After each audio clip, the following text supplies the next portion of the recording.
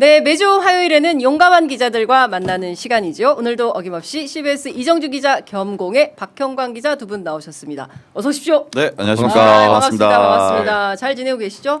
오늘 보니까 두툼합니다. 취재 수첩이 많이 준비가 되어 있어요. 예, 오늘 기쁜 마음으로 용감한 취재 내역 살펴보도록 하겠습니다. 그에 앞서서 저희가 광고 소개하겠습니다. 자, 첫 번째 소개할 광고는 인터넷 비교원입니다. 좀 이따 써주시기 바랍니다. 예. 자, 무조건 써야 하는 인터넷 휴대폰 정수기 렌탈. 의외로 매월 나가는 요금으로 부담되시는 분들이 많이 계시는데요. 이런 분들의 부담을 줄이기 위해서 인터넷 비교원이 최대 128만 원의 혜택을 드리고 있습니다. 인터넷 TV 신규 가입 시 최대 48만 원, 휴대폰 구입 시 최대 50만 원, 정수기 렌탈 시 최대 30만 원, 그리고 쓰던 폰 그대로 통신사만 변경하셔도 최대 30만 원의 혜택을 돌려드립니다. 인터넷 비교원은 23년간 현금 사은품 누적 983억 원 이상, 누적 가입자 60만 명 이상이고요. 서울 보증보험 8억 원 이상 보험에 가입되어 있는 튼튼한 법인 기업입니다. 따라서 안심하고 가입하셔도 되겠습니다. 그리고 개인정보 보안도 철저해서 지금까지 단 한 건의 보안 사고도 없었다라는 점 강조해서 말씀드리겠습니다. 비교원은 지원금이 타사보다 적다 그러면 차액의 무려 150%를 보장해드리는 인터넷 비교원 보장제를 실시하고 있으니까요. 여기 적어요 라고 하면 바로바로 신고해 주시면 될 것 같습니다. 그리고 현금 사은품 혜택 말고 딴 거 없습니까 하시는 분들 계시는데요. 그럴 때는 55인치 삼성 텔레비전으로 선택하셔서 받으실 수도 있으십니다. 지금 1670-2571, 1670-2571로 전화 주시거나 네이버에 인터넷 비교원 검색하시고 상담 신청하시면 되겠습니다. 인터넷 비교원 최대 128만 원. 제가 그 장르만 여의도에 정프로 있잖아요. 네. 그분이 광고 천재예요. 광고 너무 소개를 잘해가지고 인터넷 비교원도 어쩜 이렇게 숫자를 딱딱 맞춰가지고 128이 나올 때마다 계산해가지고 그때마다 소개하는 센스. 저는 아직까지 그 경지는 이르지 못해가지고 이렇게 읽고 있습니다. 예, 많은 도움 부탁드리고요. 자, 두 번째. 박형광 얼굴이 달라졌어요. 예.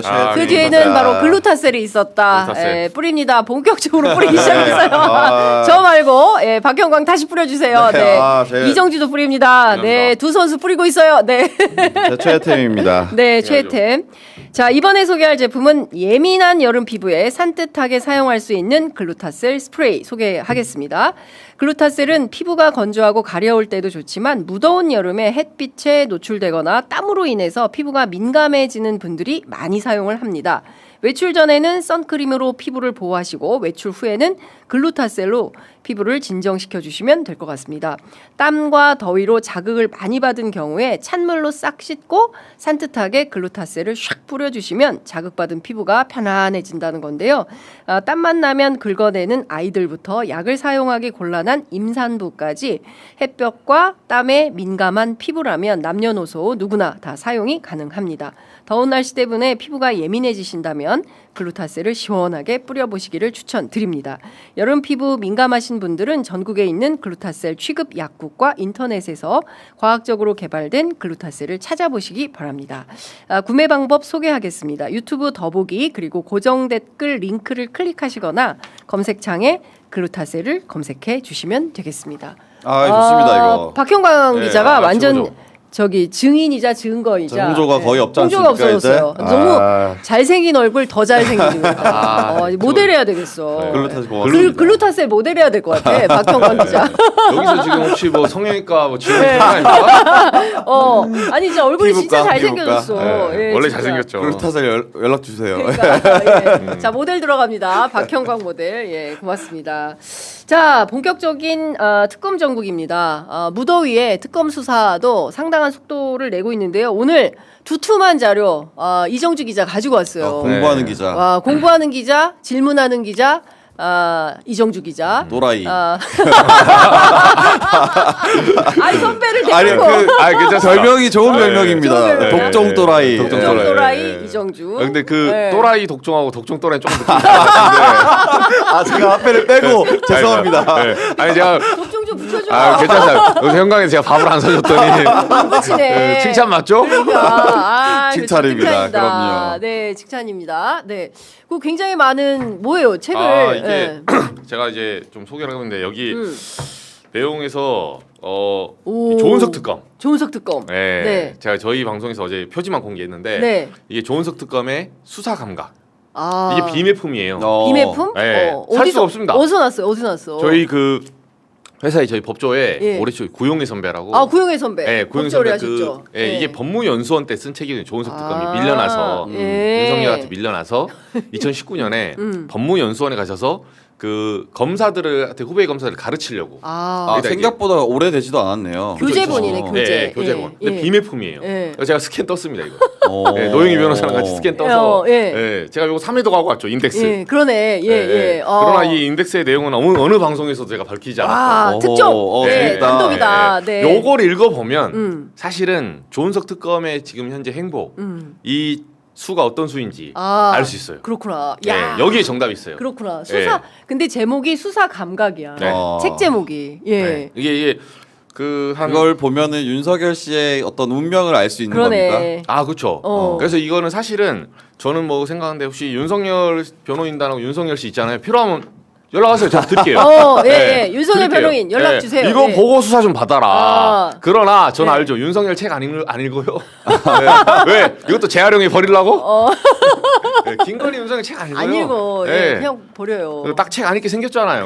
네. 아, 어차피 그때 줘도 보고서도 안 읽- 읽잖아요. 예. 네. 휴대폰 좋아해. 휴대폰. 네. 휴대폰 계속 보고 있어. 예, 예. 예. 우리 유튜브 보고 있을 수 있겠네. 그러니까 볼 것 같아. 예. 예. 그러나 제가 안 알려줌. 안 알려줘. 다 안 알려줘요. 아, 안 알려줘. 예. 예. 쪽에서. 자, 취재 편의점에서 질문하는 기자 이정주 기자 단독으로 공개하는 조은석 아, 특검의 근데 좀 궁금하다, 수사 이거. 감각. 네, 진짜 궁금하다. 궁금하다. 예. 설명해 주세요. 제가 네. 이 내용을 이제 한마디 말씀드리면 여기 이제 크게 세 개로 말씀드리면 조은석 특검의 현재 이 수사 방식 있잖아요. 네네.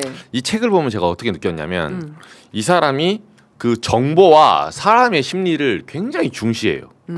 사실 이 내용이 보시면 여기서 손자병법, 네. 사자성어 엄청 좋아하시거든요. 오. 네, 여기 뭐 책에 한 2페이지 가면 다 사자성어예요. 아. 무슨 상병 별모 뭐 손자병법은 싸우지 않고 이기는 것. 아. 뭐 그리고 적의 동맹을 무너뜨린 것. 그렇죠. 기차 벌교, 뭐 기아 공성 무슨 말인지도 모르겠어 솔직히. 뭔 거의 말이야? 무협지처럼. 근데 근데 여기 보면 그 조은석 특검이 원래 취미가 병설을 읽는 거래요. 네, 손모에 오. 병설. 손자병법. 그래서 지난번에 보면 뭐 법불 악위. 네, 맞아요. 네, 법은 뭐 바로, 아부를 좋아하지 예. 하잖아요. 예. 저는 처음에 법불악위 했을 때 아 이거 있어 보이려고 처음에 하시구나 했더니 그게 아니라 생활이에요. 생활이다. 네, 이 책에 다 나옵니다. 아, 조은석은 사자성어가 생활이다. 네, 예. 그리고 병법에 능하다. 병법에 능하다. 네, 그래서 수사에 이걸 담았는데 예. 가장 제가 인상 깊게 봤던 거는 예. 사실 뭐 윤석열이 우리 방송 보면 좀 도움이 될 거예요. 네. 조은석 특검이 제일 문자 좀 보내줘라. 이거 빨리 라이브 하고 있다고 빨리 예, 알려줘라. 예. 아니면 집에 있는 그분이 좋아해. 예, 김건희 씨가 참외 좀 먹으면서 좀 보세요. 그러니까 참외 좀 드시면서. 구독 좋아요 좀 하고. 그러니까. 알겠습니다. 좋아요 좀 눌러주시고. 예. 근데 이 책에 제가 깜짝 놀랐던 거는 음모론이나 이런 소위 말해서 그 유언비어 있죠. 네네. 이런 것조차도 조은석 특검이 책에서는 함부로 이거를 너무 음모론에 치부하지 마라. 아. 이게 무슨 말이냐면 예를 들면 군대 비유를 해요. 민심 참모라는 게 있거든요. 예. 예를 들면 삼국지에서 어떤 적장에 예. 예를 들면 어느 지역에 쳐들어갔어요. 근데 뭐 그 지역에 뭐 충칭 지역을 들어갔다. 그럼 충칭에 있는 거를 지배하는 것도 중요하지만 예. 충칭에 사는 서민들이죠. 일반 사람들에게 군이 가서 해방시켜 주겠다는 명분을 갖지만 거기서 민심을 이반시키면 네. 결국은 적에게 중요한 뭐 식량도 제공하고 네. 민심 그 서민들이 상대방 적군에게 이로운 행위를 하게 돼요. 어. 그러니까 낮에는 우리 옛날에 보듯이 뭐 미군하고 뭐 일본군 뭐 이렇게 보면 낮에는 일본군에게 그 숙이는 척합니다. 네. 근데 뒤로는 상륙군을 도와야 되는 거죠. 왜 일본은 우리한테 계속 매질하고 고문하고 하니까. 그래서 그 민심을 얻는 게 굉장히 중요하다. 그래서 그거를 척후병처럼 하는데 민심 참모가 있거든요. 군에. 그 나와요 책에. 네네네. 그러면서 수사도 마찬가지라는 거예요. 수사도 수사 당사자를 피의자를 쫓을 때도 네. 주변부를 먼저 공유하게 해야 된다. 그러니까 김용현하고 윤석열을 잡을 때는 네네. 제가 봤을 때는 추론하건데 제일 좋은 끝단의 전략은 뭐냐면 김용현하고 윤석열을 싸우게 하는 거죠. 예, 마지막에는 결국 수사하다가 마지막에 약한데 그 죄수의 딜레마. 그렇죠. 예. 마지막에 이제 물어보는 거죠. 야 용현아, 예. 너 그럼 너 윤석열이 너 보고 무기징역 살라더라. 그럼 너 지고 가라 그러면. 윤석열이 자기는 계엄할 때 너 말 듣고 했다는데 예. 시원하게 가면 네가 가. 마지막에 이렇게 했을 때 과연 김용현이 받을 수 있을 것인가? 그렇죠. 아니요, 제가 시켰거든요. 이렇게 네, 되는 거죠. 그렇게 되는 거예요. 예. 마지막에는 예. 결국은 믿었던 형님까지 나를 버리는구나. 근데 이게 처음부터 하면 둘 다 무죄를 부인하는 게 이득이기 때문에 초장에는 부인하게 돼 있어요. 그래서 이거를 처음에 민심을 사면서 주변 사람들을 공략해야 된다 이거죠. 아, 그래서 언론을 그렇게 네, 잘 그렇죠. 활용한다. 저 언론 활용 잘하잖아요. 네, 네. 그러니까 저희도 어제 저희 법조팀 이제 기사 단독 하나 나왔는데 네. 그거 잘 봤습니다. 예, 그 점심시간 이후에 박창한 네, 총경 하다가 나중에 뭐 중요 증거가 있어서 갑자기 틀어졌다. 네. 네, 저희 법조인 이제 탐정 박정원 네, 기자 네. 썼는데 네. 저는 솔직히 박정원 기자 친하지만 네. 저희도 취재를 해보잖아요. 네. 그거를 취재를 했다는 건 누가 줬다는 거예요. 그렇지. 그쵸. 아니 가서 캐비넷을 열어서 볼 수는 어떻게 없잖아요. 알아요? 우리가 모르지. 뭐 흘린 거지, 그렇지. 흘린 거지. 네. 네. 근데 흘릴 때도 취재원하고 가장 근거리에 평소에 취재원 관리를 잘 해놨기 때문에 받은 건 맞아요. 네. 하지만 우리 기자들 바보는 아니거든요. 줬을 때는 의도가 있는 거예요. 그렇죠. 예, 그래서 그 내용에 이거를 일종의 써달라 이 속이에요. 어떨 때는 쓰고도 기분 나쁠 때가 있어요. 있어요. 있죠.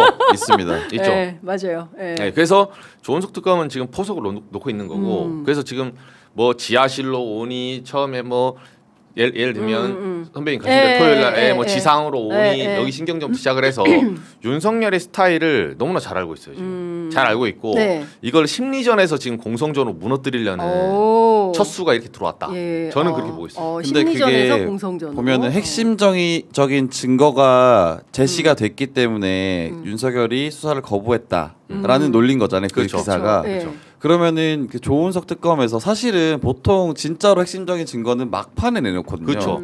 근데 초장에 나왔네. 초장에 나온 거잖아요. 네. 그것 또한 심리전인가요? 그러니까 그렇죠. 윤석열이 수사 거부하는 모양새를 보이게 만들기 위해서 이거를 초장에 낸 거 아닌가? 아니, 저는 제가 거기서 한 번 더 추론해 보자면 조은석 특검이 머리가 너무 좋기 때문에 네. 저는 이 수사 감각을 읽고 나서 사실 그 저의 음모론이 너무 심해졌습니다. 저는 조은석 특검 믿지 않게 됐어. 야, 진짜? 이분은 완전히 어. 구밀복검이구나. 그래서 저는 제가 추론하건대 이 책을 보고 나서 네. 이 책을 보기 전에는 선하게 생기셨잖아요. 네. 그리고 또 이분이 광주 분이시거든. 맞아요. 네, 예. 광덕고 1에 예, 제가 예. 그 학교 잘 알아요. 우리 동네이기 때문에. 네.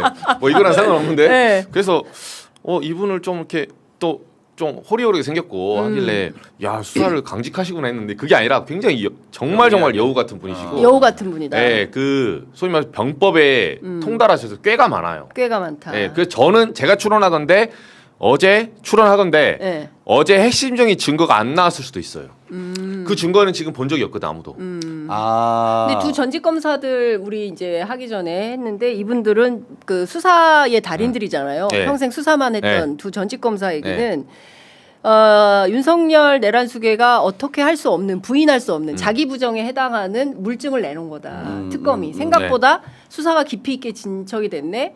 엎으려면 아침에 엎었어야 됐다. 네. 왜냐하면 경찰이 아침에 들어갔으니까. 그쵸. 오전에 엎었어야 됐는데 오전에 엎지 않고 오후에 점심시간부터 해서 조사실에 못 들어간다라고 하면서 버틴 것은 가만히 있어봐. 우리가 짜고 온 패가 있는데 이 패를 엎어야 돼.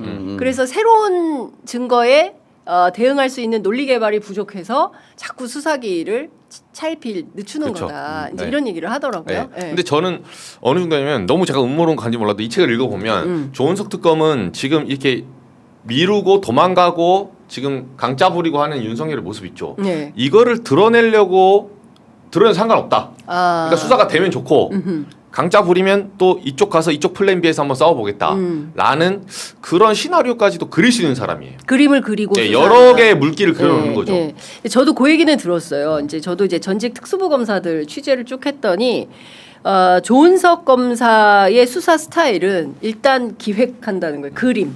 맞아요. 그림을 딱 그리고 그 그림에 이제 시나리오를 쓰는 거예요. 시나리오를 써가지고 거기에 맞는 증거를 수집하고 후배들을 쫀다. 그죠? 마지막이 중요하죠. 마지막이. 네. 가져와. 야, 이거 가져와. 네. 그다음에 네. 이제 못 가져오면 A 무능한 마지막이 중요하죠. 마지막에 후배들을 그러겠네요. 쫀다. 그러겠네요. 그림을 생각만 해도. 그리고 네. 시나리오를 네. 쓰고 이제 후배를 쫀다. 남일 같지가 않네. 교원석 밑에서 일하면 다 우리도 죽어. 회사에 조은석 특권 같은 거 한 같은 분씩 있어요. 있었잖아. 네, 갑자기 브랜드 떠오르는데 얼굴 확 지나가죠. 네, 이제 힘듭니다. 조은석 같은. 갑자기 회사 들어가기 싫어지네요. 그러니까 그런 캐릭터다. 그래서 상당히 조심해야 된다. 이제 이런 거예요. 그래서 아마 특검보들이 고생 많이 할 거다. 아니, 저는 여기서 얘기합니다. 예. 하나만 더 말씀드리면 여기서 이분이 그 아까 그런 음모론이나 유언비어도 너무 그거를 치부하지 마라. 네. 이거를 너무 사람들의 음모론이나 유언비어 뭐 이렇게 뭐 너무 가볍게 치부하지 마라. 네. 그 민심 참모가 하듯이 정보를 취득하고 네. 때로는 그러니까 보통 이제 교과서에 쓰면 사실 그렇지 않아요. 뭐 네. 음모론은 믿지 않습니다. 뭐 수사는 꼭 팩트에 입각해서 갑니다. 이렇게 얘기를 하잖아요. 근데 네. 박 기자나 저랑 현장 취재해 보면 사실은 우리도 취재할 때 네. 처음에 설로 시작하거든요. 그렇죠. 제보 받고. 네, 김건희가 뭐 어떻게 했다던데? 김건희가 지난번에 가서 뭐 명품백 뭐 반납했다던데? 설로 시작을 하는 맞아요. 거지. 네. 그걸 듣고 야 근거 있어? 네. 무슨 말이야? 뭐 말하면 야 그 음모론이잖아. 이렇게 말하면 취재 못합니다. 그쵸. 기자의 자격이 맞아요. 없는 놈이야. 듣고 예. 소문엔 다 이유가 있거든요. 그렇죠. 예. 하다못해 왜 김건희를 공격하려고 하는 건지 하다못해 명품 샵에서 외상으로 해서 돈이 떼였을 수도 있어요. 그렇죠. 그게 기분 나빠서 지어낼 수도 있거든요. 그러면 왜 돈이 떼었는지 알아봐야 되는 거예요. 그렇습니다. 예, 그래서 조은석 특검은 그런 어떤 예리한 면이 있어요. 어. 정보를 허투루 지나치지 취급하지 않아요. 않는다. 네. 사소한 정보도 허투루 취급하지 그렇죠. 아니한다. 이유가 있다는 거예요. 다, 예. 다 이유가 있다는 그렇죠. 거고 예. 그거를 음모론을 그러니까 강직하게 예를 들면 이게 비매품이었지 제가 봤을 때 판매품이었으면 그렇게 안 썼을 거예요. 네, 저라도 그렇죠. 음모론을 뭐 쉽게 치부하지 말라 이상하잖아요. 예. 판매품이면 네. 교과서처럼 써줘야 돼. 네, 여보 음모론은 믿지 마십시오. 네. 네, 팩트와 사실만 집중한다. 우리 네. 검사는 이렇게 했겠죠. 그러면 그거는 사실 후배들을 가르치는 책으로는 적합하지 않죠. 그러니까. 후배들 그 모릅니까? 다 알아요. 그렇죠. 사실 여러분들이 잘 아는 민환 기자들이 좀 약간 바보 같은 데가 있어요. 아닌 것 같은데도 가봐 현장을. 맞아요. 그렇죠. 자기 돈 들여서 막 취재해. 맞아요, 맞아요. 맞아요. 회사에서 취재비 안 줘도 자기가 안 줘요. 혼자 막 가. 예, 이런 사람들이 대체로 훌륭한 그러다가 특검을- 하나 얻어 걸리는 그쵸. 거죠. 그러다가 네. 센 게 딱 걸리는 거다. 아님 많은 거고. 네. 그렇죠. 예. 어쨌든 일상이 취재인 사람들 네. 우리 셋이 모여가지고 얘기하고 있어요. 네. 네. 아 좋습니다. 아무튼 예. 제가 한번 권장 드리고 한번, 무엇보다 예. 내란숙의 윤석열 읽어봐야 되는데 권장은 어디서 저희 구매할 수가 없잖아요. 그러니까. 그렇죠. 예. 아쉽다. 복사 뜨자 복사. 그게 스캔. 예. 내가 줄 것 같냐? 근데 이것 좀 여쭤볼게요. 어쨌든 지금 본격적으로 그 김건희 특검 같은 경우에는 아까 이거 물어봤어야 되는데 못 물어봤네. 그 지금 그 어제 MBC 단독으로 삼부토건 관련한 계좌들에 대해서 포괄영장을 검토한다는 것이고. 그리고 김건희 관련해서 그 공짜 여론조사 문제, 그 박형광 기자가 특종한 거죠. 3억 7천만 원인가? 여론조사 3억 대납. 7천, 네. 그다음에 이거 관련된 거 그 뇌물로 보는 건지 불법 정치자금 사건 판례 그 검토 중이다라는 속보도 나와 있고요. 어쨌든 뭐 지금 다 그 사건 배당을 끝낸 것 같아요. 김건희 특검만 하더라도. 그래서 큰 틀에서 보면 상당히 이제 이번 주 다음 주에는 이제 뉴스가 쏟아질 것 같다. 특검 관련된 보도가 이제 그렇죠. 이런 특검 생각이 뉴스가 듭니다. 많아지겠죠 이제 앞으로. 근데 이건 뭐예요? 서정욱 변호사가 휠체어 김건희 씨에 대해서 우울하다는데 국민들이 너무 매정한 거 아니냐. 어떻게 봐야 돼요? 박형광 기자 멘트를 좀 듣고 싶어. 아니 뭐 김건희 여사 우리도 다 우울해요. 김건희 여사로 때문에 네. 우리가 다 우울해졌지 않습니까? 네, 맞아요. 근데 김건희 여사가 휠체어 타고 들어와가지고 뭐 참외인가 사과인가 누워가지고 네. 먹는 거 다 네. 봤지 않습니까 저희가? 네. 그래서 저희는 그렇게 항상 새가 빠지게 일하고 우울해가지고 잠도 못 자고 그러는데 본인은 잘 거 다 자고 먹을 거 다 먹으면서 예. 뭘 갑자기 이제 와가지고 그렇게 하시는지 네. 있을 때 잘하시지 그러면 왜 그러니까. 이제 와서 그렇게 말씀하시냐. 예, 그리고 저는 이분이 좀 어떻게 보면은 이 서정욱 변호사께서 어떻게 보면 의리가 있다. 지금 윤석열과 모두가 손절 때리고 있는데 네. 이 상황에서도 실드친다. 아주 예. 대단한 사람이다. 예. 라는 생각도 듭니다. 저 정도면 인정해줘야 돼요. 네, 그러니까 모두가 윤석열과 손절하는 사이에 여전히 그 김건희 찬양가를 부르고 있는 서정욱에 대한 논평 아니 저희가 저는 들어봤습니다. 진짜 깜짝 놀랐던 게 저 장면 중에 네. 그러니까 휠체어도 휠체어인데 네. 뭐 좋아요 휠체어 탈 수 휠체어를 있어요. 차고 들어가잖아 네. 저렇게. 휠체어 뭐 네. 클리셰니까 재벌들의 네. 저 마스크하고 옷이 지금 깔맞춤이잖아요. 그러니까 난 아니, 노란색을 왜 입었을까? 그러니까 저게 일단 저것도 이제 주술적 요소가 있을 수 있어요. 일단 네. 네, 노란색을 입어라. 사모님 오늘은 노란색입니다. 네, 뭐 그래야- 이런 컨셉. 네, 그래야 뭐 동정심이 일 수 있다. 뭐 이럴 수 있는데 아니 저 우울증에 저렇게 지금 생사를 오가면서 VIP의 실에 입원한 사람이 아니 태어날 때 깔맞춤할 시간 있습니까? 그러니까. 그 생각이 있어요? 그러니까 패션이 중요한 거예요. 네. 항상 저 사람은. 네. 네. 그래서 저렇게 깔맞춤을 하고 나타났다. 아 솔직히 저거 자체가 사람들이 하는 말이 제정신이 아니라고 하는 거예요. 우울증 환자면 막 솔직히 말해서 뭐 힘들잖아. 예, 우울증이 뭐 대단한 그건 아니지만 막 머리 엉클어지고 하다못해 우울증이면 네. 좀 이렇게 잠바 입고 사람들한테 안 보여주려고 이런 거잖아요. 근데 네. 우울증 환자가 깔맞춤 아침에 깔맞춤할 정신이 있는 거예요 지금. 그러니까. 네. 입원까지 하신 분인데 네. 네. 보통 네. 우울증 환자분들도 평상시에 보면 뭐 다를 게 없어요. 없는데 그쵸. 저분은 이제 뭐 자살 시도까지 하셔가지고 네. 입원까지 하다 나오신 분인데 저렇게까지 할 정신이 있다라는 것은 사실 납득하기 쉽진 않죠. 그러니까요. 그 우울증으로 입원할 수 있는 확률이 5%라는 거잖아요. 네. 근데 이제 김건희 씨는 어떤 특권인지 특혜인지 아산병원에 암 환자도 못 들어가는 병원에 입원을 했다라는 사실인 것 같습니다. 우울증 호소인이죠 지금. 우울증 호소인인데 네. 제가 의사들한테 물어보니까 그러니까 저런 경우에 그런 얘기는 있더라고요. 네. 우울증 환자들이 오히려 의외로 심각한 경우는 뭐냐면 그러니까 저 사례가 아니라 진짜 우울증 환자를 저게 못 오가는 거거든요. 네. 겉으로는 괜찮아요. 그래서 사람들한테 강해진 척해. 네. 속은 다 무너졌는데 네. 나는 괜찮아. 나는 괜찮아. 이렇게 네. 하다가 극단적인 선택을 한 경우 있기 때문에 네. 오히려 겉으로 멀쩡하고 네. 휠체어 안 타고 걸어다니는 사람 있죠. 네. 이런 사람들을 더 잘 품어주고 조심해야 되는 맞아요. 거고. 근데 저렇게 누가 봐도 나 우울증이야. 괜찮아요. 집에 가서 참외 먹고 잘 살아요. 아니 고양이 뉴스 아니었으면 우리가 어떻게 알겠어요. 그렇죠. 그리고 더 팩트 더 아니었으면 팩트 사진. 모를 그 뻔했지 정도였죠. 않습니까? 네. 예. 자 조성관님이 신발은 아식스 타이거네. 그 사이에 또 이런 디테일을 또 관찰해 좋은 거 신고 다 주셨습니다. 팬시 하시네 아주 그냥. 팬시해. 예, MZ들처럼. 그러니까, 예. 아니 요새 요것 좀 잠깐 새길로 넘어가서 요새 장관 후보자들 전화 받습니까? 기자들 전화? 기자들 전화 잘 안 받죠. 안 받죠. 그래요? 저보다. 네. 그 와중에 제가 통화했습니다. 야 역시 네. 야, 이 빌드업 이 다른 기자들을 물먹이는 빌드업 갑자기 조은석 특검처럼 저희를 물먹이시네요. 본론을 말씀해 주세요. 형아 이거 취재. 이거 취재. 본론 말씀해 주세요. 저희 마음의 준비가 돼 있습니다. 또 그림을 너네 그리시고- 못했니? 뭐 이런 거 아니 저희가 회사에도 좋은데 여기서까지 조임을 다 하고 아침부터 가면 저희가 어떻게 삽니까? 아니 오늘 재밌는 얘기를 제가 들어가지고 오늘 몇 명 장관 후보자들하고 통화를 했는데 그 가운데 그 지금 화제의 주인공 법무부 장관 후보자 예. 그 정성호 의원하고 그러니까 후보자죠. 법무부 장관 후보자 뭐 기자들하고 많이 통화는 하는 것 같긴 해요. 근데 왜 된 것 같냐? 그 국회 제가 이제 취재를 해보니까 왜 지명자 후보자가 그쵸. 된 왜 지명자가 된 것 같냐? 막 이러니까. 이게 장윤선 단독인가요? 그렇죠. 단독입니다. 요 얘기는 아무데도 안 나온 것 같습니다. 예, 이정주 기자가 하도 저 수사감각으로 단독을 하길래 저도 질 수 없어서 그 얘기를 하더라고요. 일단 그 국회 주변에서는 형이 나 대신 칼 좀 맞아줘.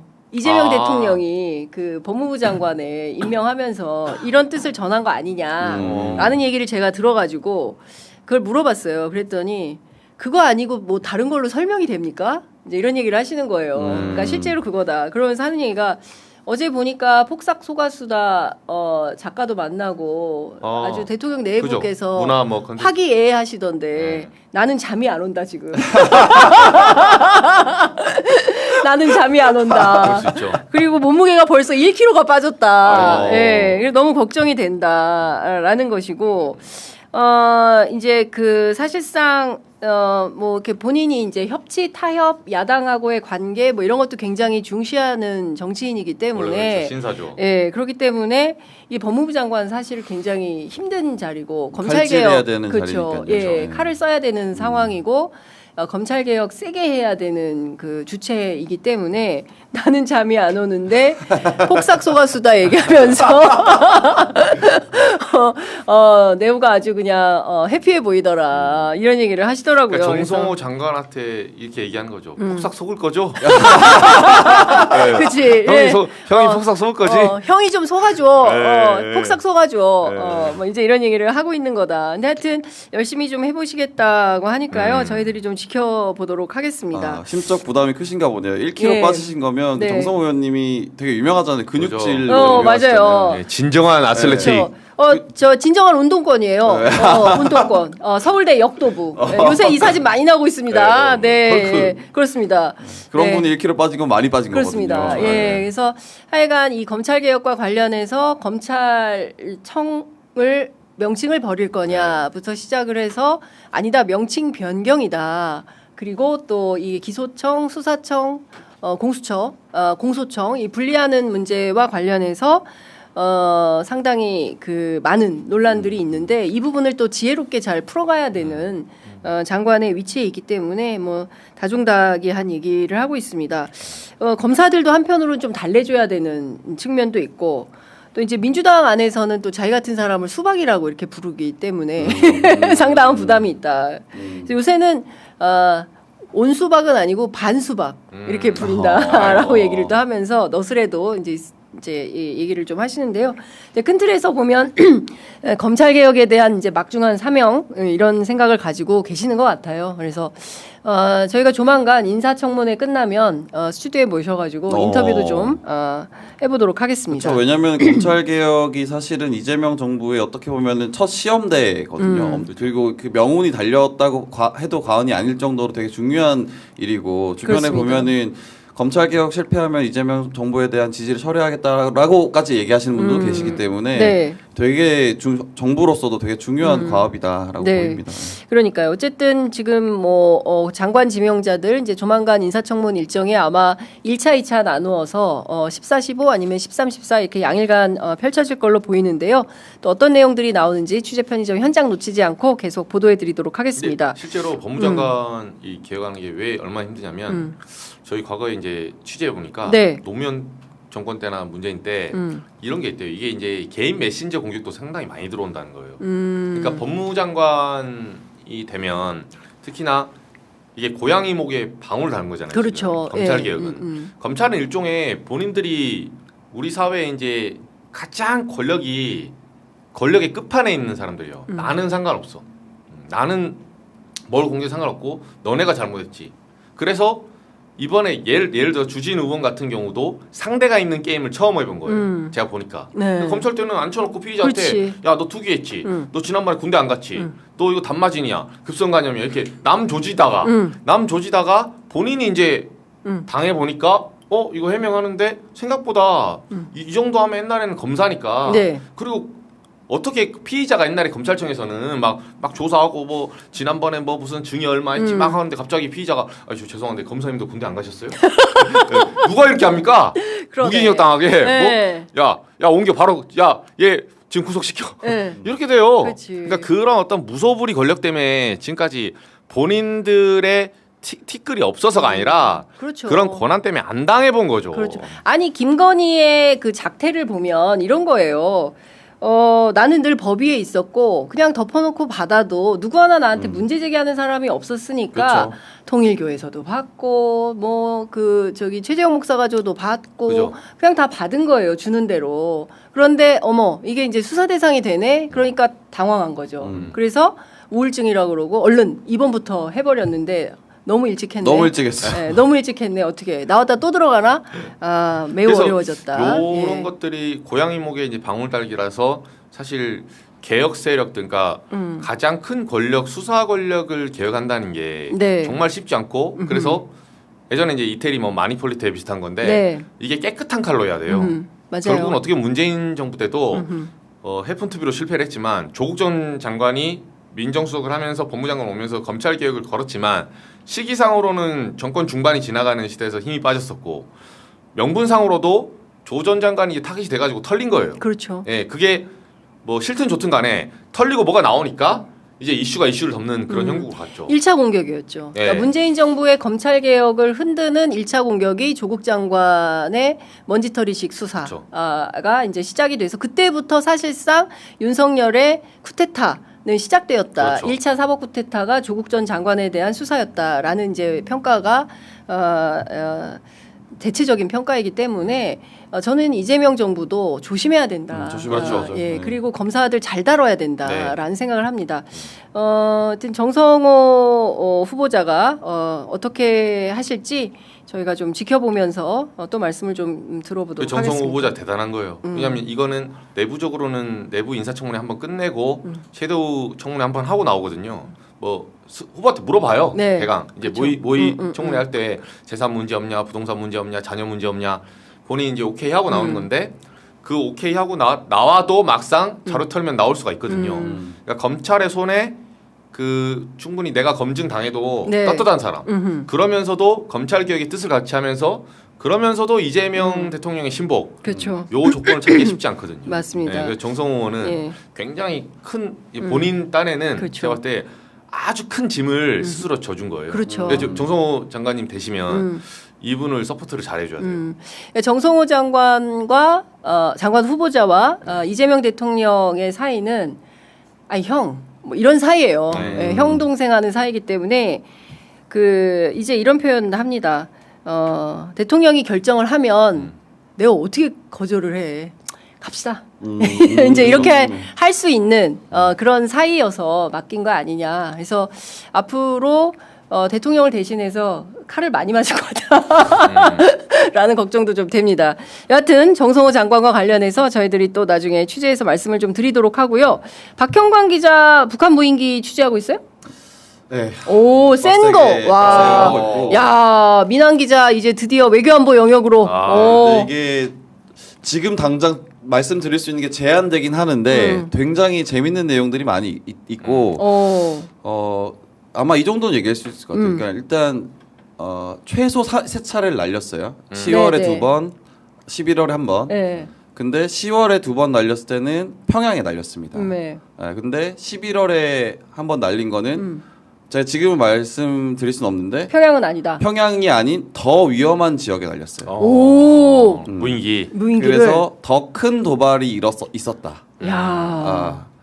더 큰 그거는 도발. 제가 말할 수 있을 것 이게 같아요. 그러면 실제로 우리가 많은 그때 신원식 장관 때도 네. 청문회 하다가 중간에 갑자기 뭐 오물폭탄 떨어지니 뭐 네. 무인기 그때 그 상임위 하다가 그게 나왔잖아요. 네, 보면 네. 그래서 뭐 국방장관 갑자기 신원식 장관이 이거 우리가 한 거 아닌데 뭐 국정원에서 보냈나 네. 이렇게 얘기도 있었는데 결국은 이거를 쫓아가 보면 외환죄 그러니까 전쟁을 일으키려고 했던 게 지금 혐의가 짙어지고 있는 거네요. 그렇죠. 외환죄와 관련해서는 사실 지난주 MBC 스트레이트 보도를 포함으로 부승찬 의원실에 상당히 많은 자료가 그런 것 같아요. 네. 가 있는 것 같아요.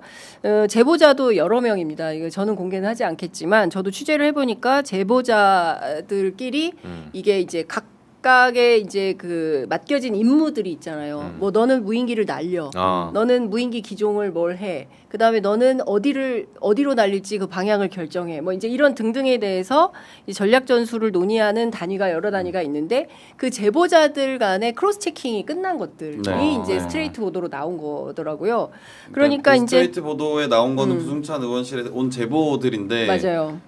훨씬 구체적인 제보들이 더 있다. 있어요. 제가 취재한 오, 것들이 있고. 예, 예. 그리고 박선원 의원실에서 밝힌 것 중에 하나가 오늘 그쵸. 그 이제 김용대 지작사 사령관, 지작사 예, 사령관. 예. 사령관이 직접 그 지시를. 연관급 중대장한테 직접 지시했다. 예, 예. 근데 그거는 이제 배경 지식으로 좀 알고 계시면 좋을 게 예. 그게 이례적인 일은 아니에요. 그게 뭐냐면 지금 두 작사 밑에 101부대, 103부대, 105부대 대대가 3개가 있고 그 대대장들은 다 중령이에요. 그리고 중대장은 소령이에요. 모두가 다. 예. 네, 모두가 다 소령이고 현장 지휘관한테 사령관이 직접 연락을 합니다. 그래서 101부대, 102부대, 103부대는 다 대대장한테 연락을 해요. 다만 101부대는 두 가지로 나뉩니다. 김포기지와 백령기지. 그래서 101부대의 대대장은 김포기지에 있어요. 그래서 김포로 연락할 때는 101부대 대대장한테 연락합니다. 근데 백령기지는 떨어져 있기 때문에 사령관이 중대장한테 직접 연락해요. 원래도. 네, 원래도 그런 구조예요. 네. 네, 근데 제가 지금 말씀드릴 수 있는 거 그 정도인 것 같아요. 김용대 사령관이 예. 11월 달 비행에서 직접 그 백령기지에 있는 모 중대장 에게 연락을 합니다. 작전 지시를 해요. 그때 누군가와 상의를 한 것 같다. 그런 정황이 있습니다. 아, 지작사령관이 연락하기 전에. 네, 사령관이 네, 사령관이 누군가와 상의를 한다. 김용현? 정확하게 모르겠습니다. 근데 사령관이 누군가 상의를 하면 본인과 병렬이거나 위에 있는 사람이겠죠. 예. 네, 아니, 뭐 병렬하고는 통상 상의를 안 하죠. 윗선하고 네. 상의를 하죠. 근데 이게 이제 박선원 의원실에서 VIP 밝힌 윤석열이 거는 직접 한 본인일 거냐? 수도 있어요. 네, 뭐 방첩사도 있고 뭐 정보사도 연관돼 있다라고 하니 뭐 그런 쪽의 사령관과 했을 수도 있는 거고 아직까지 그것까지는 모르겠습니다만. 네. 그렇고- 최용규님이 계속 찍고 있어요. 영변에 보냈네. 풍계리? 뭐 아직 말하지 않겠습니다. 네. 아, 하지만 굉장히 위험한 곳으로 굉장히 갔고 위험하다. 누가 봐도 이거는 참을 수 없는 그 상대국이라고 하면 북한은 이제 저희가 뭐 헌법상 상대국은 아니지만 상대국이라고 하면 이거는 참을 수 없는 도발을 했다. 당연하죠. 설마 영- 이거 네. 핵전쟁 도발한 거 아니야? 아, 진짜 이러면 용서를 못 하는데. 그- 이거는 전 세계가 용서할 수 없는 일이에요. 정말 그래서 사실은 그런 상황에서 네. 북한이 공격을 했어도 그 이상하지 않은 상황까지 갔던 네. 거예요, 사실은. 네, 그래서 그거는 제가 기사로 나중에 써주실 이제 거예요. 알려드리도록 하고. 국제법상으로 보면 영토 영해 영공 침해이기 때문에 네. 사실 거기에 대한 격추시키고 반격하는 거는 너무나 당연해요. 그렇죠. 예, 맞아요. 근데 우리가 오히려 역설적인데 사람들이 본의 아니게 우리는 북한의 독재를 다 싫어하지만 북한이 이렇게 절제될 수 있는 나라라는 걸 처음으로 확인한 거예요. 그렇죠. 예, 오히려 북한이 그 상황에서 김여정이 뭐 성명 발표하고 뭐 무인기 그때 떨어졌을 때도 네, 네. 이게 너네 거 아니냐. 근데 봤더니 우리 남한에 있는 그러니까 소위 말해서 우리나라에서 그 업체 뜯어보면 네. 제품하고 동일한 게 나온 거예요 당시에도. 그렇죠. 예. 예, 근데 그때 우리 쪽 정보기관이나 국방부가 확인 안 해준 상태에서 누가 봐도 맞는 건데. 그렇죠. 그래서 저때 저희가 여러 가지 추론이 나왔었거든요. 근데 계엄 전에 저걸 아무도 윤석열이 이걸 지금 전쟁을 일으키려고 하나? 네. 라고는 생각을 못했죠. 그러니까. 근데 사실 평양까지 들어간 거는 네. 무인기가 보통 그 숨어서 다니는 거죠. 저 높게. 그러니까 저거는 소음이 훈련용 기종이어가지고 그렇죠. 그 전시용으로 투입하면 안 되는 거고 네. 소음이 너무 커서 누가 다 들려요. 다 들려. 네. 근데 이거를 굉장히 저공으로 비행을 했다는 네. 거고 그래서 러시아 대사가 러시아 언론에 나도 들었다 네. 평양에서 네. 이 얘기를 그래서 인터뷰를 한 거 아닙니까? 그것도 사실은 네. 이게 드작사가 너무 급하게 만들어지다 보니까 훈련용인데 작전용으로 썼대요 원래도. 그게 소음 때문에 일부러 그걸 쓴 건 아니고 네. 그거밖에 없었어요 쓸게. 네, 그래서 쓴 거 맞아요. 무인기라고는 저거밖에 없어. 왜냐하면 원래 드작사가 2027년 11월에 창설될 예정이었어요. 문재인 정부 때 그렇게 결정을 했어요. 네. 근데 윤석열 정부 들어서고 2023년 9월에 창설을 하거든요. 급하게 굉장히. 근데 이제 박선원 의원이 밝힌 내용에 따르면 2022년 12월에 윤석열이 굉장히 격노하면서 우린 2배로 보내. 네. 그러고 난 다음에 창설이 된 거예요. 그러니까 내가 보기에는 어떤 건지 모르겠지만 박형광 기자에 의해서건 그 어떤 언론에 의해서건 전쟁 유도를 통해서 무인기를 보낸 거다. 한번 붙자 이런 거면 그게 확인이 되면 저는 북한 당국에 사과해야 된다고 생각합니다. 예. 그죠? 예. 국제사회에도 사과를 해야 예. 돼요. 만약에 이게- 그게 일본이나 네. 중국이었다고 생각해 보십시오. 그렇죠. 예. 이거 그냥 넘어가겠습니까? 네. 이거 있을 수 없는 일이에요. 남의 나라를 네. 침범한 거잖아요. 자, 그리고 하나 더 말씀드리면 네. 그런 게 있어요. 이게 이 드작사 이 지금 S벳이라고 하는데 네, 네, 이 네. 무인기가 사실은 삐라를 뿌리러 갔잖아요. 그 밑에 삐라통 싣고. 통을 그렇죠. 원래. 개조해가지고. 싫고. 근데 이 정도 말씀드릴 수 있는 것 같은 게 그게 폭탄도 충분히 장착이 가능한 쓸 수 하다. 있죠. 와, 그러니까- 삐라통 대신에 쓸 수 있다 추정이 아니라 가능하다라고 아. 말씀할 수 있어요. 네, 그래서 야. 언제든지 폭탄을 실 수 있는 상태였다. 예. 네. 물론 아우. 그런 시도가 있었는지 없었는지는 그렇죠. 조금 더 있어봐야 되겠지만 위험천만한 행동을 한 사람들 이거 그러니까 특검에서 수사를 통해서 명명백백하게 밝혀야 되고 이것에 대한 구체적인 증거가 나오면 사과하고 저는 남북관계 새로 수립해야 된다 생각합니다. 그리고 하나 또 말씀드리고 싶은 게 이 지금 드작사 내부에서 이런 본인들이 양심 고백을 하거나 관련한 제보를 하고 싶은 사람들이 계신데 네. 굉장히 두려워하고 계세요. 그렇죠. 압박이 굉장히 있다고 하시니까 그렇죠. 예. 이거에 대해서도 사람들이 많이 관심을 가져주셨으면 좋겠습니다. 네. 알겠습니다. 그리고 제보하고 이러면 뭐 또 좀 다른 그 수사 과정에서 참고를 그렇죠, 받을 수 참작해야죠. 있으니까요. 수사 참작이 될 수 있으니까 그리고 관련된 법도 현재 국회에서 좀 진행 중인 것 같아서 살펴보면 좋을 것 같다라는 말씀 좀 드리겠습니다. 어머 벌써 52분이네. 큰일 났네. 취임 30일 기자회견을 합니다. 통상 100일 기자회견.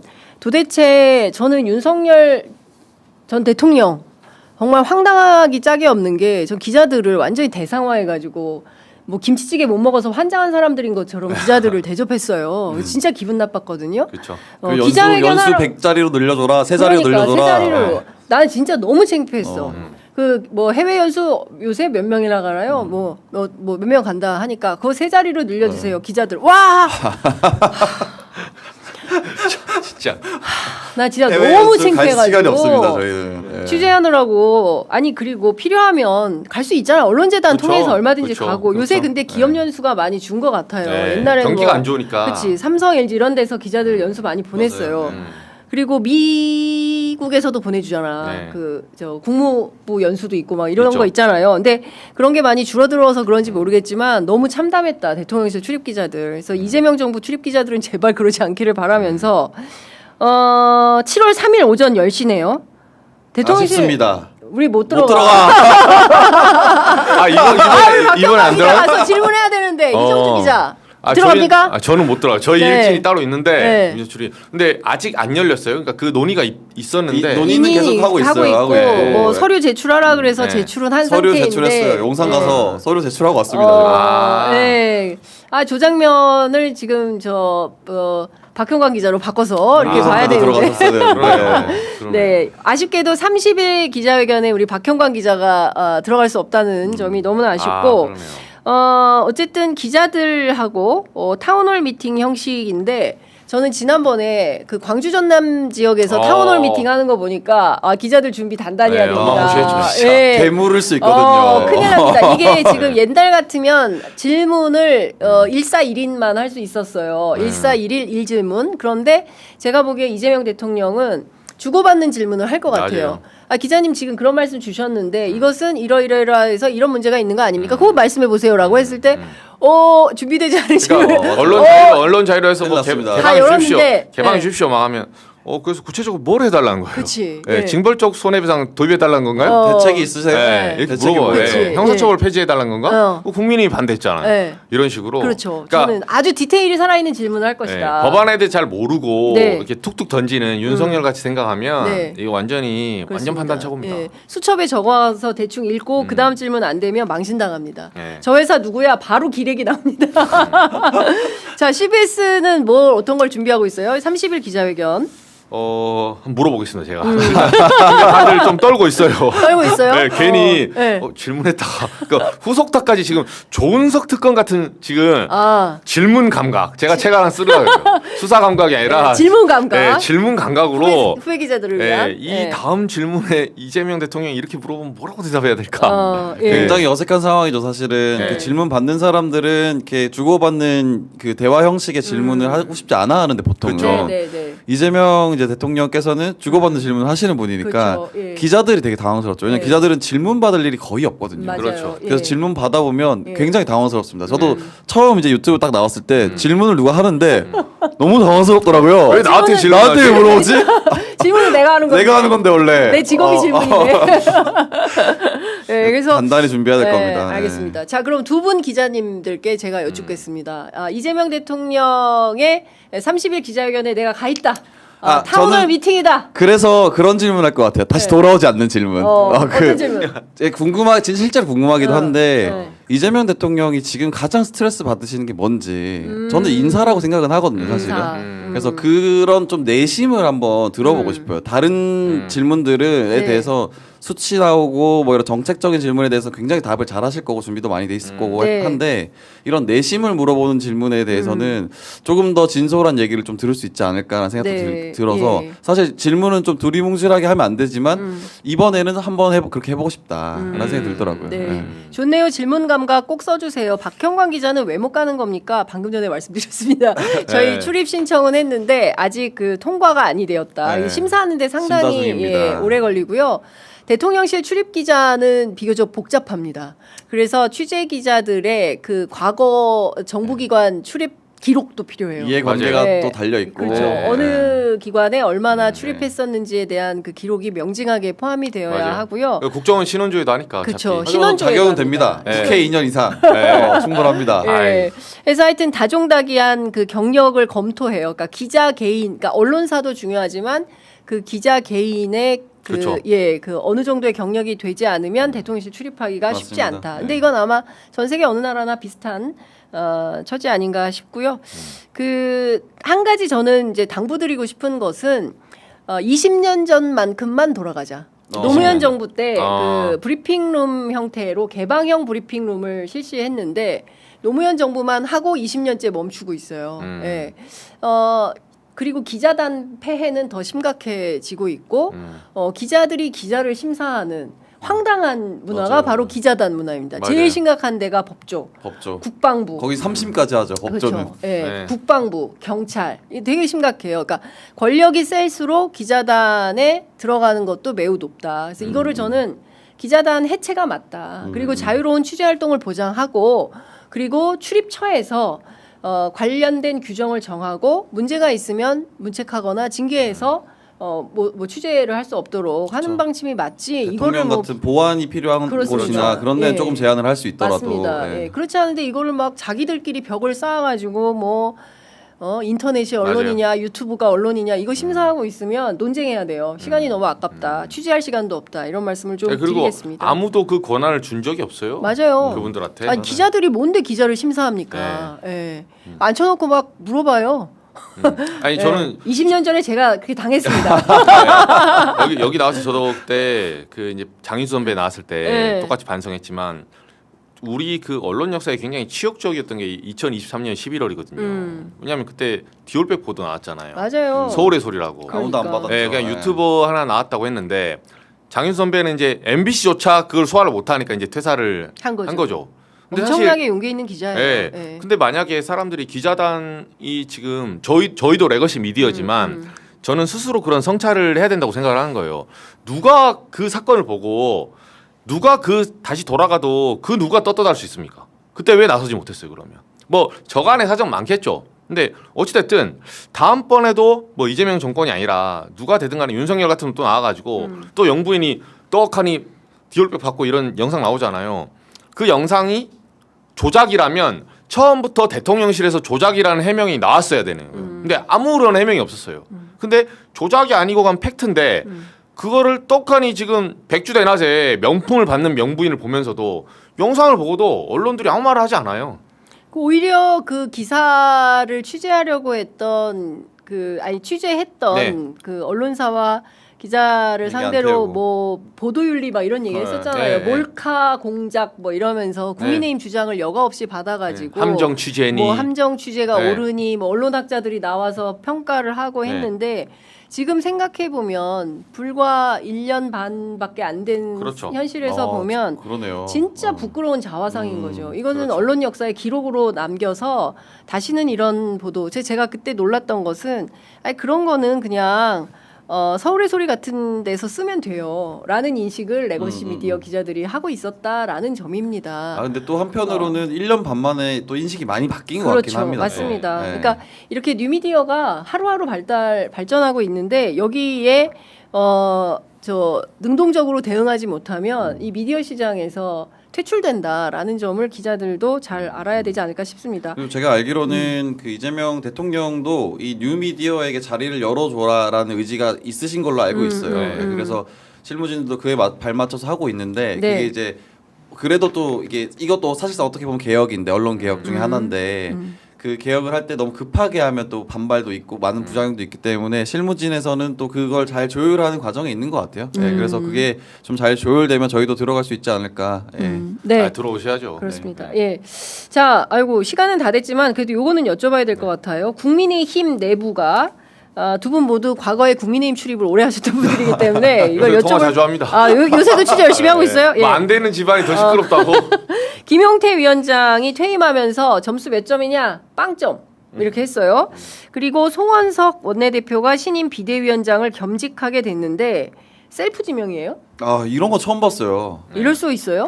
그 권성동 원내대표 하실 때도 비대위원장 황우여 비대위원장 사실상 제가 뭐 죄송하지만 사실상 바지 사장을 데리고 온 건데 예. 지금은 그럴 정도의 성의도 없는 거잖아요. 전 이거 보고 진짜 너무 충격 먹었어요. 그러니까. 이거 어떻게 이럴 수가 있나. 그리고 뭐 2개월짜리니까 뭐 내가 잠깐 하는 거다 이렇게 얘기하는데 저는 이거 그때도 말씀드렸지만 8월에 안 할 가능성도 크다고 봐요. 전대 자체를. 전대 자체를 8월에 안 한다. 더 뒤로 미뤄질 겁니다. 그럼 어떻게 해요? 저기 나경원 의원 8월까지 계속 로텐더홀에서 선풍기 바람 쐬고 있어야 되나? 괜찮잖아요. 8월까지 지금 바캉스 하겠다는데. 바캉스다. 살다가 숙식 투쟁은 처음 봅니다.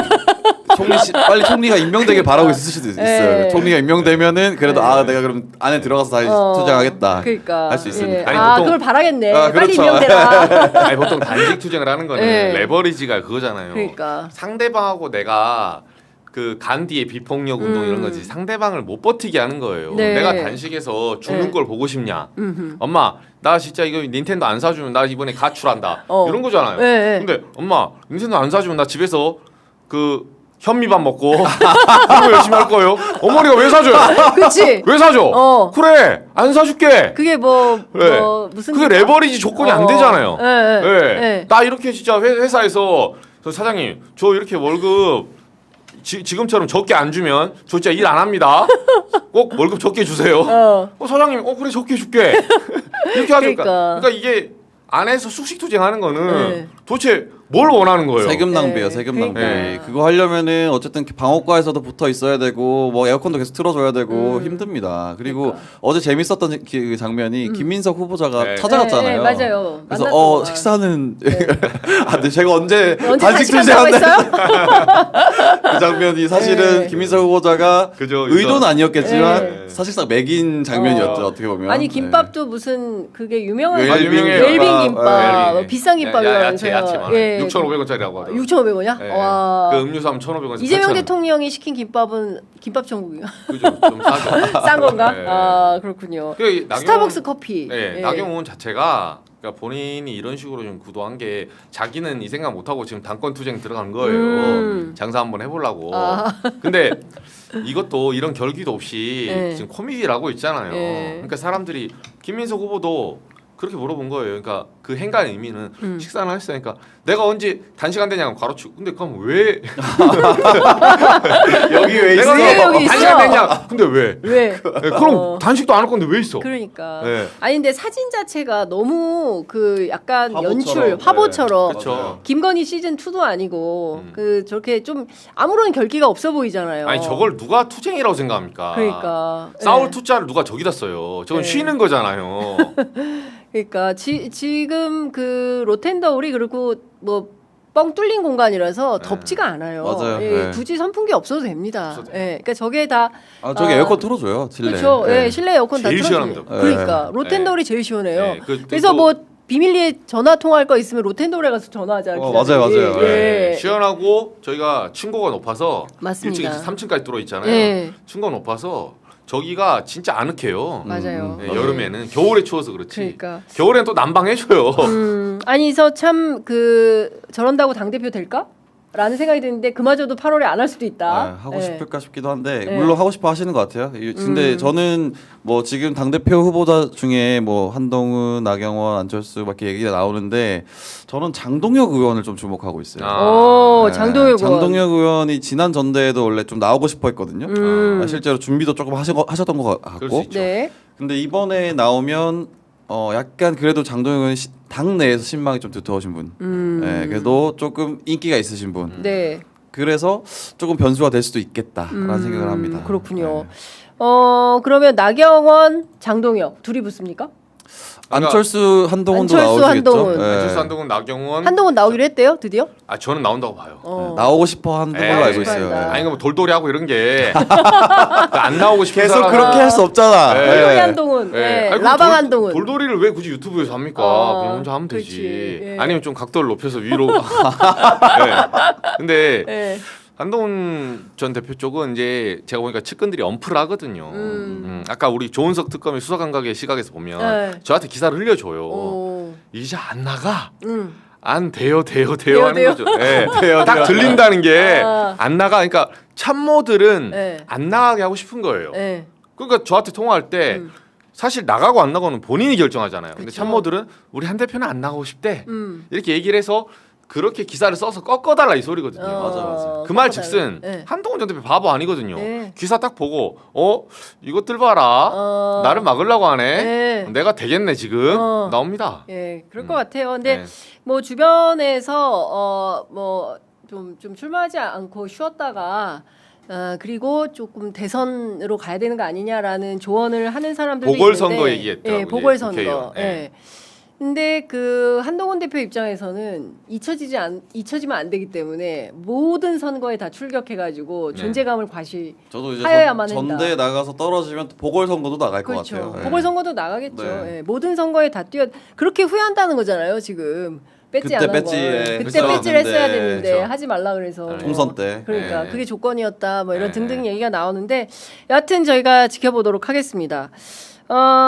두 분과는 오늘 여기서 마무리를 해야 될 것 같은데요. 시청자 여러분들께 제가 공지 말씀 드릴 게 하나 있어가지고 제가 3년 만에 휴가를 갑니다. 와. 네, 좀 쉬어야 됩니다. 네. 로텐도로 가시나요? 로텐도 옆에 텐트 칠까? 아니 그 장윤선의 단식 편의점이라고. 아유 단식 안 돼. 네. 단식 안 돼. 아니 숙식 편의점? 숙식 편의점. 네. 옆에서 차리세요. 저희 취재 갈 테니까. 네. 네, 그래서 제가 사흘간 와. 취재 편의점을 비우면 다른 저보다 훌륭한 분들이 앵커로 오셔서요. 사흘 동안 취재 편의점 지켜주실 거라고 믿고 저는 잠시 쉬었다가 다음 주에 돌아오도록 하겠습니다. 네. 두 분과는 다음 주에 다음 뵙도록 주에 하겠습니다. 뵙겠습니다. 네. 누가 앵커로 나오실지 궁금하시죠? 기대하셔도 좋습니다. 어디로 가시나요, 근데? 네, 비밀. 비밀이가. 어디로 가는 건 알겠습니다. 비밀이에요. 죄송합니다. 쫓아오지 마. 네, 자, 두 분 말씀 잘 들었습니다. 고맙습니다. 네, 고맙습니다.